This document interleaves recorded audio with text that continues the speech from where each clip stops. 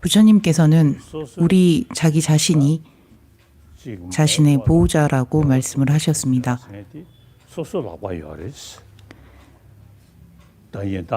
미래에 내게 행복이 있고 없음은 나 자신에게 달려있다라고 말씀하셨습니다. 그리고 이런 가르침은 부처님만의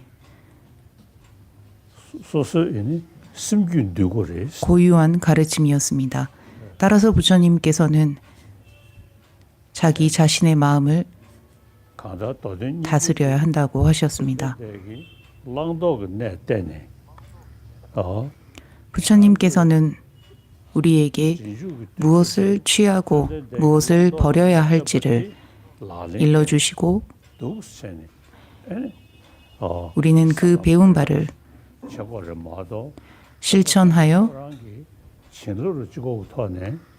부처의 깨달음을 이루게 될 것입니다.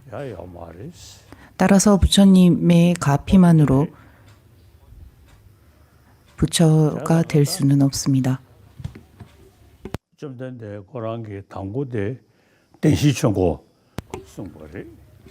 그래서 부처님께서는 가장 먼저 네 가지의 성스러운 진리에 대해서 설하셨습니다. 사성제의 본질, 사성제의 작용, 사성제의 결과에 대해서 설하셨습니다. 이것이 부처님께서 설하신 불법의 핵심이자 근간입니다. 우리 모두 고통을 원치 않습니다. 오로지 행복해지기를, 편안해지고 싶어 합니다. 우리가 원치 않는 이 고통과 우리가 원하는 평안함은 일시적으로 갑자기 생겨난 것들이 아닙니다. 원인과 조건이 있어서 그 원인과 조건에 의해서 발생한 것입니다. 따라서 부처님께서는 고통에는 다양한 고통이 있다라고 하셨고 감각적인 고통도 있고 변하는 고통도 있고 그 존재 자체가 고통이 되는 고통도 있다라고 해서 고고, 괴고, 행고가 있다라고 하셨습니다. 따라서 우리는 이러한 고통에 대해서 가장 먼저 인지해야 합니다. 지금 내가 느끼는 고통이라는 감정들이 어떠한 감정에 해당하는지를 잘 알아야 합니다. 법이 우리의 내면을 다스리지 못하기 때문에 우리는 끊임없는 고통을 느끼고 겪습니다. 그리고 그 느낀 것을 통해서 또다시 악한 업을 짓고 그 악한 업으로 인해서 원치 않는 고통은 되풀이됩니다. 부처님께서는 그러한 고통의 원인은 업과 번뇌라고 하셨고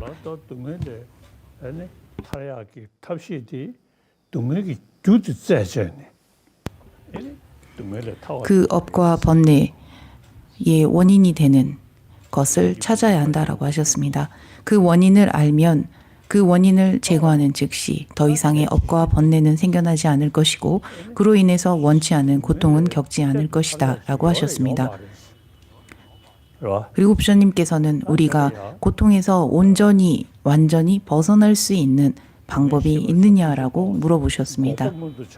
고통을 알고 고통의 원인을 제거하고 고통의 원인의 끊음을 성취하고 고통의 원인을 끊어가는 과정을 닦아야 한다라고 하셨습니다. 이것이 부처님께서 말씀하신 부처님의 가르침의 핵심입니다.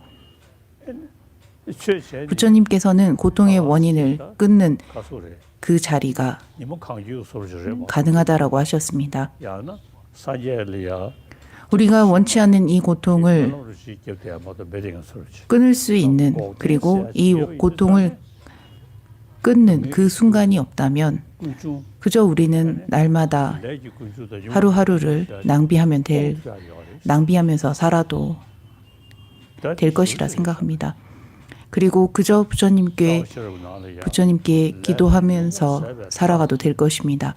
그러나 부처님께서는 고통의 원인을 끊을 수 있는 그리고 완전히 끊는 그러한 자리가 있다라고 하셨습니다.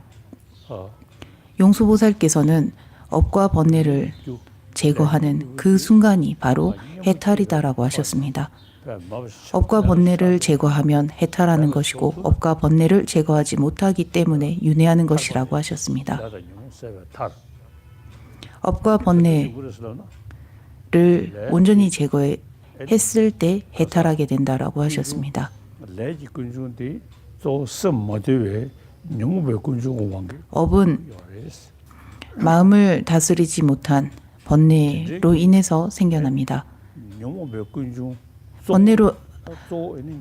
번뇌가 다스려지지 않기 때문에 우리는 업을 짓습니다. 그리고 이러한 번뇌는 왜곡된 분별심에서 비롯됩니다.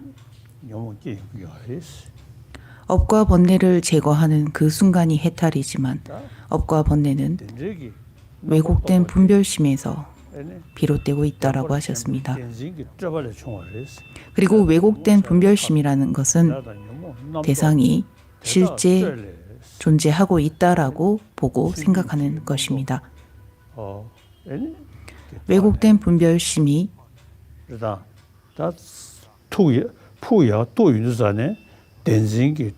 왜곡된 분별심을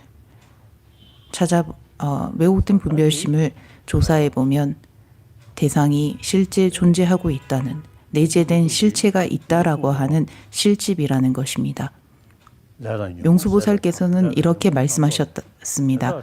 업과 번뇌를 제거하면 그 순간이 해탈이고 업과 번뇌는 왜곡된 분별심으로 인해 비롯된다. 그리고 이 왜곡된 분별심은 공성으로서 공성이 제거한다라고 하셨습니다.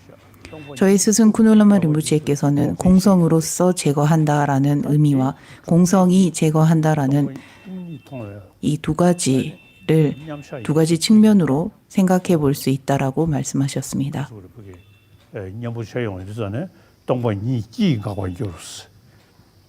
공성의 삼매에 들어 공성을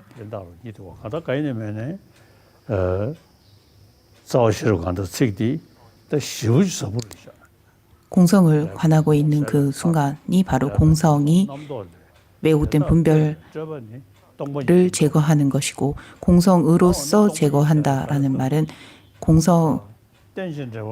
모든 것이 무자성이라는 것을 의미하고 있습니다. 모든 것은 상호 의존한다라고 하셨습니다. 따라서 상호 의존하지 않는 어떠한 법도 존재하지 않고 공하지 않는 어떠한 법도 존재하지 않는다라고 하셨습니다. 상호 의존한다라는 것 자체가 대상이 공하다라는 것을 의미하고 대상이 공하다라는 것 자체가 바로 상호 의존에서 비로소 존재한다라는 것을 의미한다라고 말씀하셨습니다. 용수보살의 중론을 가장 자세하고 명확하게 설명해 놓은 논서가 월칭보살의 입중론이라고 생각합니다.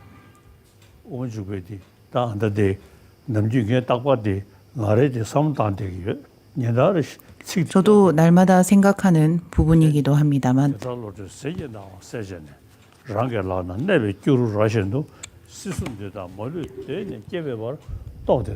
지혜의 빛으로 광명을 밝힌 자신의 손에 놓은 암나 열매처럼 삼계가 남김없이 본래부터 발생이 없음을 깨달아 명언의 힘으로 멸제로 나아간다.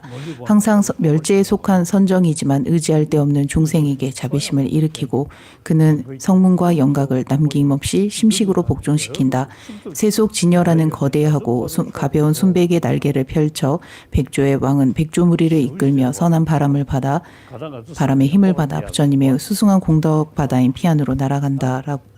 라는 이 새의 개송을 날마다 생각하고 사유합니다.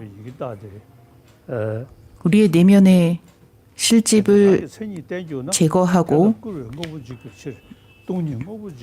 제거하는 것은 바로 공성의 지혜입니다.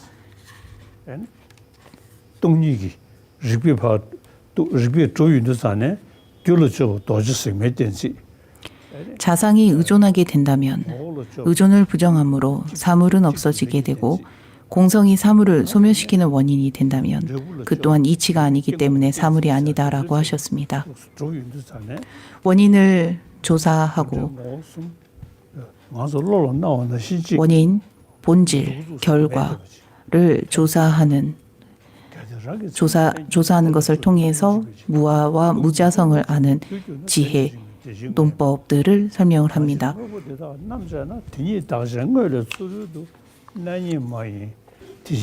그러므로 이러한 사물들을 분석하면 진여는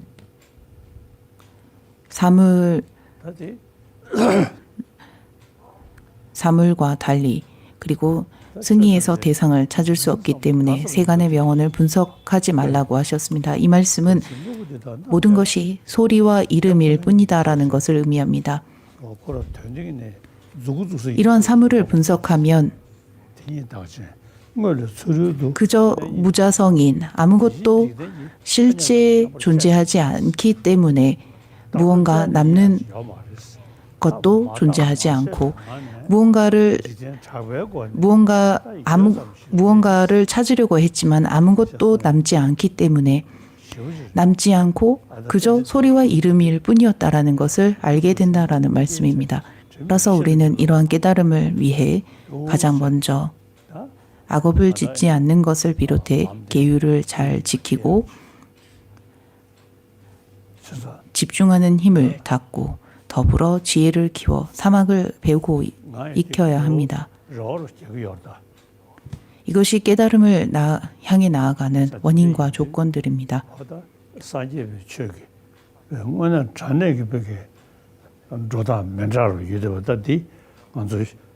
부처님의 법이 다른 종교와 다르다라는 것을 알기 위해서는 우리는 배우고 생각도 해보고 해야 합니다.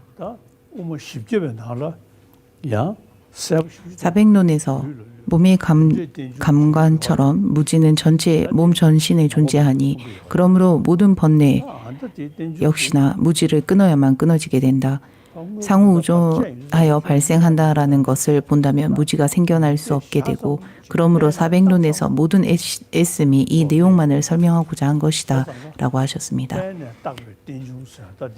상호우존이라는 것에 대해서 이해하면 할수록 오로지 이름과 그 대상들이 전부 다 이름과 소리일 뿐이라는 것을 이해하게 됩니다. 대상에서 아무것도 실제 존재하고 있지 않기 때문에 상호 의존에서 발생해서 잠시 존재하고 있을 뿐이기 때문에 이름과 소리였을 뿐임을 이해하게 되는 것입니다. 그러나 우리의 내면에 대상에서부터 실제 존재한다라고 생각하게 하는 이러한 실집으로 인해서 대상을 우리는 실제 존재한다라고 보고 생각하고 있다라는 것을 인지하게 됩니다. 따라서 내가 무엇을 보건 무엇을 생각하건 이것은 내 마음에서 이와 같이 보고 있는 것일 뿐이라는 것을 이해하게 될 것입니다.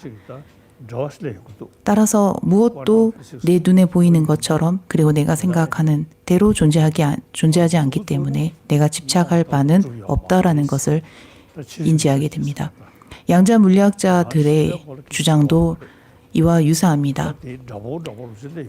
관찰자의 입장에 따른 대상일 뿐 그 대상에서 관찰자에게 어떠한 특정 모양을 그리고 모습을 보이고 있는 것은 아니라고 하고 있습니다.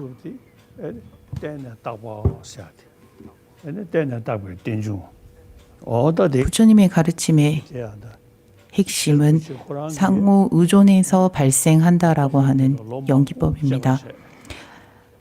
상호 의존에서 발생하기 때문에 그 대상에 고집할 것도 실제하는 것도 없다라고 하셨습니다.